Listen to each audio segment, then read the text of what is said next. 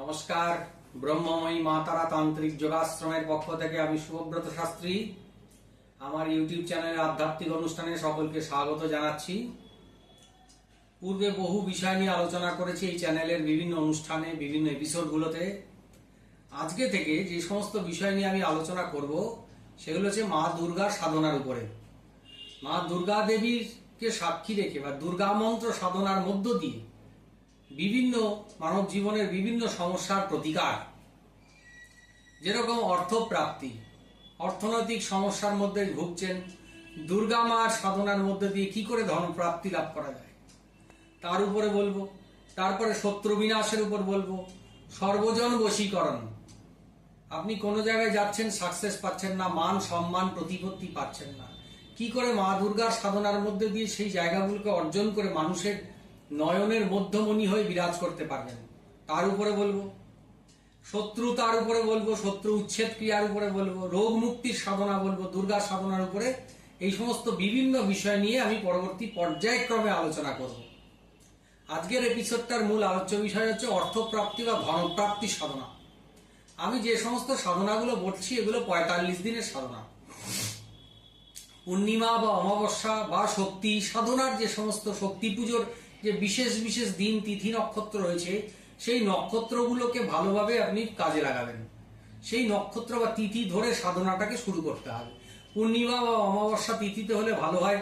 দুর্গা পূজা, নবরাত্রি, দেবীপক্ষ, এই সমস্ত সময়, কালী পুজো, দীপান্বিতা অমাবস্যা, এই সমস্ত তিথি নক্ষত্রগুলোকে ধরে যদি সাধনা শুরু করতে পারেন, খুব তাড়াতাড়ি ফলপ্রাপ্তি হবে, মন্ত্র সিদ্ধি হবে, মন্ত্র জাগ্রত হবে। প্রত্যহ রাত্রিবেলা নিশীতে, আমার সাধনা বেসিক্যালি রাত্রে নিশীতে হয়, সকালবেলা সূর্য উদয় বা সূর্য অস্ত বা মহানিশি রাত 12টা থেকে 3টে, এই সমস্ত সময়গুলোকে সাধনার ক্ষেত্রে খুবই উপযুক্ত বলা হয়। কারণ নিশি হচ্ছে শান্ত, প্রকৃতি শীতল থাকে, প্রকৃতি শান্ত থাকে, এই সময় সাধনা বা মন্ত্র খুব তাড়াতাড়ি কার্যকারী হয়। অর্থপ্রাপ্তির মা দুর্গা সাধনা, এই যে মন্ত্রটা বলছি, এই মন্ত্রটা প্রত্যহ 1008 বার করে কমপক্ষে 45 দিন টানা জপ করতে হবে। 1008 বার করে কম করে টানা 45 দিন সাধনা করবেন।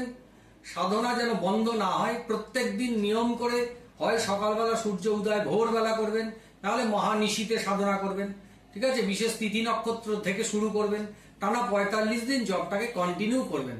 প্রত্যহ 10 মালা অর্থাৎ 1080 বার আপনাকে জপ করতে হবে। রুদ্রাক্ষের মালায় উত্তর পূর্ব কোণে বসে আপনি সাধনা করবেন। তার জন্য কোনো মূর্তি বা প্রতিমার দরকার নেই।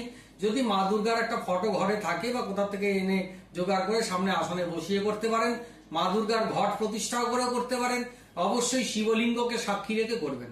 গুরু মন্ত্র জপ, ইষ্ট মন্ত্র জপ, তারপরে এই মন্ত্র, যেই মন্ত্রটা দিচ্ছি সেই মন্ত্রটাকে জপ করবেন প্রত্যহ 1080 বার অর্থাৎ 10 মালা করে করে জপের শেষে মায়েরকে নিজের মনস্কামনা প্রার্থনা করবেন। টানা 45 দিন সাধনা করবেন। সাধনার মাঝখানে কোনো ফাঁক ফকর যেন না থাকে। প্রচুর বাধা বিপত্তি আসবে। 10 দিন, 15 দিন, 30 দিন, 25 দিন সাধনা করার পর এমন এমন কঠিন পরিস্থিতি বা এমন কঠিন কঠিন পরীক্ষা মা নেবে, সেই সমস্ত পরিস্থিতিগুলোকে অতিক্রম করে আপনাকে আপনার সাধনাকে কন্টিনিউ 45 দিন টেনে নিয়ে যেতে হবে। তবে গিয়ে আপনার এই সাধনা পূর্ণ ফলপ্রাপ্তি দেবে। যে উদ্দেশ্যে আপনি তপস্যা শুরু করেছেন, সেই উদ্দেশ্য আপনার 45 দিনের মধ্যেই পূর্ণ হবে, ঠিক আছে। প্রথম মন্ত্রটা বলছি, অর্থপ্রাপ্তির মা দুর্গা মন্ত্র। ওং হ্রিং দুং দুর্গা ওই মম ধন ধান্য সমৃদ্ধিং কুরু কুরু স্বাহা। ওং হ্রিং দুং দুর্গা ওই মম ধন ধান্য সমৃদ্ধিং কুরু কুরু স্বাহা। এই মন্ত্রটা প্রত্যহ 10 মালা অর্থাৎ 1080 বার করে জপ করবেন। টানা 45 দিন করবেন। দেবীপক্ষ বা কৃষ্ণপক্ষ বা পূর্ণিমা, অমাবস্যা, শক্তি পুজোর তিথি নক্ষত্রগুলোকে কাজে লাগিয়ে তপস্যা শুরু করবেন। 45 দিনের মধ্যেই আপনার ধন সম্পদ অর্থনৈতিক উন্নতি হবে, কাজের রাস্তা খুলে দেবে। মা কিন্তু জুয়া, সাট্টা, লটারি এসব দেয় না। মা আপনার কর্মের জায়গাটাকে তৈরি করে দেবে, অর্থের উপার্জনের যে রাস্তাটা সেটাকে প্রস্তুত করে দেবে, যেটাকে ধরে আপনি ভবিষ্যতে একটা ভালো অর্থনৈতিক সচ্ছল জীবনযাপন করতে পারবেন। টাকা পয়সার অভাব যাচ্ছে, সংসার অভাব, দারিদ্রতা যাচ্ছে, তারা এই প্রয়োগটা করে দেখতে পারেন। গৃহী, সংসারী, মহিলা, পুরুষ নির্বিশেষে সকলেই সাধনাটা করতে পারে। গুরুর কাছ থেকে দীক্ষা নিয়েছেন যারা, তারা গুরু মন্ত্র জপ করবেন। ইষ্ট দেবী দেবতার যারা তপস্যা করছেন তার যে নাম জপ করে নেবেন, নাহলে 108 বার করে নেবেন। করে নিয়ে তারপরে এই মন্ত্রটাকে সাধনা করবেন। 45 দিন টানা করে দেখুন, দারুণ ফলপ্রাপ্তি হবে।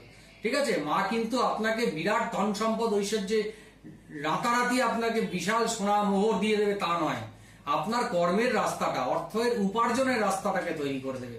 আপনি বেকার বসে আছেন, চাকরি পাচ্ছেন না, কোনো ব্যবসা বাণিজ্য চলছে না, সংসার অভাব, তখন এই সাধনাটা করলে কিন্তু মা আপনাকে রোজগার তো দেবেই, কর্মের জায়গাটা তৈরি করে দেবে। কোন পথে গেলে আপনি জীবনে সাকসেস পাবেন, অর্থনৈতিক সচ্ছলতার মুখ দেখবেন, সেই জায়গাটা মা আপনাকে তৈরি করে দেবে। এটা দুদিনের জন্য নয়, দীর্ঘমেয়াদী ফল প্রদান করবে। ভবিষ্যৎ জীবনে যাতে আপনার অর্থ কষ্ট না হয়, সেই রাস্তাটা মা আপনাকে তৈরি করে দেবে। ধৈর্য ধরে সাধনা করবেন, ধৈর্যের ফল অবশ্যই লাভ হয়, এবং সাধনা কখনোই ব্যর্থ হয় না। নিষ্ঠা সহকারে ভক্তি নিয়ে সাধনা করলে অবশ্যই ফলপ্রাপ্তি হবে। ঠিক আছে, আজকের এপিসোডটা এই পর্যন্তই। পরবর্তী এপিসোডগুলোতে আরো সুন্দর সুন্দর বিষয় নিয়ে আসছি। ঠিক আছে, জয় মা তারা, জয় জয় তারা।